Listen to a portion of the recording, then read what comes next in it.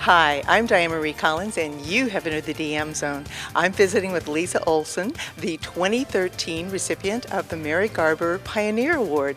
And Lisa, in her journalism career, has worked in New York and Boston and Australia, just to name three. Welcome. Thank you. Lisa, tell me about this award. It's by the Association for Women in Sports Media, which is awesome, and they are awesome. They've been around for about 25 years. Started as a very small grassroots group. Only a handful of women worked in sports media. We have maybe 3 handfuls of women now still working in it, but it has grown. They originally were just a support group for each other through every imaginable thing that women trying to get into this business might go through, and now they're a great political force with all of the leagues, with NFL, baseball, all the way through ESPN. Everyone, if Awesome has anything to say, everyone listens. I like those initials. See, I didn't know to call it Awesome. I like that. That is awesome. Easy to remember. When you were first notified of winning this award, what did it mean to you? I know that you called your mom, who happens to be my cousin. Tell me about it.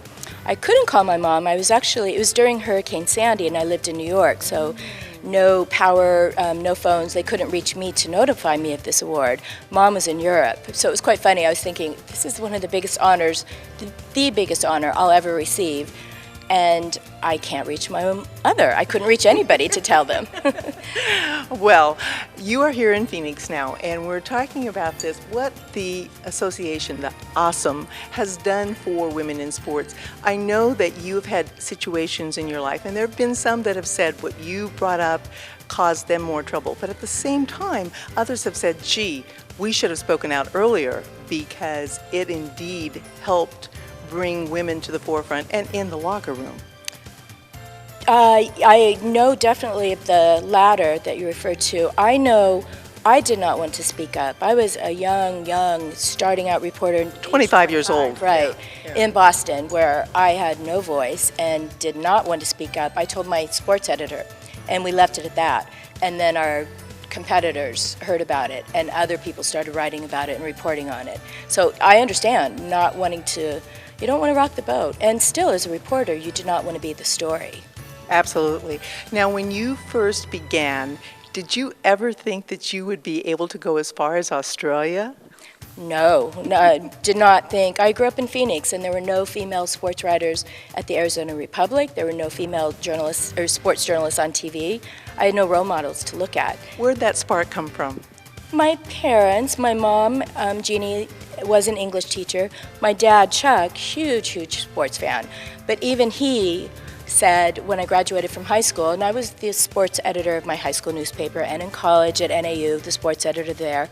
I've known since I was a young girl that I wanted to do this, but even when I graduated from high school, my dad gave me a typewriter and said, just in case, you might have to be a secretary. Even though I was going off to college, this was the mentality then.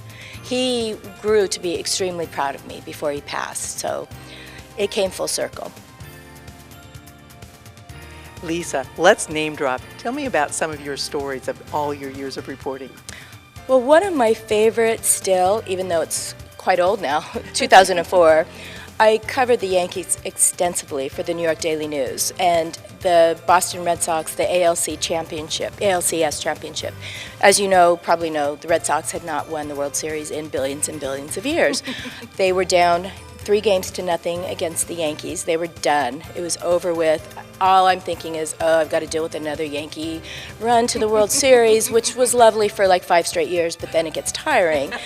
The Red Sox come back. They win. They win 4 straight games. It was extraordinary, and they go on to win the World Series. I cried. I don't often cry anymore over sports. It was magical. Just being around Boston, having worked there myself before, knowing what it means to the community, I love those kinds of stories. Going back when I worked in Australia, the Australian company, I worked for Rupert Murdoch, he would send me to America to write about sports for Australians. So back then it was Michael Jordan's heyday when the Bulls were winning everything. I would come back for all the playoffs and all the championships. They had an Australian center named Luke Longley. So I kind of had to write Michael Jordan through Luke Longley's eyes. for the Australian audience, but Okay. it's fantastic. I've covered 8 Olympics. I love Winter Olympics, whether it's Apollo Ono or He's one of my favorite. ice hockey. Ice hockey I could cover for the rest of my life, happily do that. Covered events in Afghanistan. I wouldn't call it an event. After 9/11, I went there to write about how sports were coming, or girls were now allowed to play sports, and went into the stadium where not so long ago they were doing beheadings. And there were little girls that could walk into the stadium now. It's not like that anymore, but I mean, it's kind of reversed itself. 8 Olympics between winter and summer. It's extraordinary. It's exhilarating. For 3 weeks, you don't sleep, you don't eat, you feel like an athlete, that you're like at your best performance. Lindsay Vonn, having to climb the Alps with her and write about it from up there. Yes, so you have to be actually in decent shape, and you don't climb the Alps literally, but Pretty close. Yes, you have to travel a lot. You have to get up at like 4 a.m. to be at the slopes at 6 a.m. kind of deal, and then you're constantly on deadline. But it's so much fun, so much fun. It sounds fascinating. And we have then the NFL, and you've covered some recent ones. Well, I'm lucky enough to be based in San Francisco during the holidays. So the 49ers, who the last years with Jim Harbaugh as their coach, they're always exciting. They're always in the playoffs. They were in the Super Bowl this year. Covered many, many Super Bowls. I think 10, but I could be wrong. Tim Tebow, who I'm based out of New York generally, so dealing with him, he was with the Jets last year, but the best story, one of my favorite stories with him, having covered when he was still in Denver, and it was that playoff game against Pittsburgh. And Tim, everyone says he's a mediocre quarterback. Every coach says that, every player says that. He makes things happen, and that's the game where he made the miracle happen in overtime. And I was lucky enough to be on deadline writing that. It's hard when you're having to write this extraordinary story. Millions of people have seen it, witnessed it, and you still have to try to give the reader something else. But I think you do a really good job. I love your writing, and I'm not a big sports fan, but I love your writing. Thank you.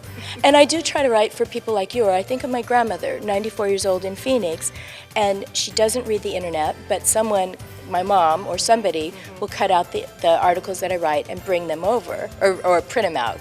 Or she'll sit there with the Arizona Republic and read every single thing.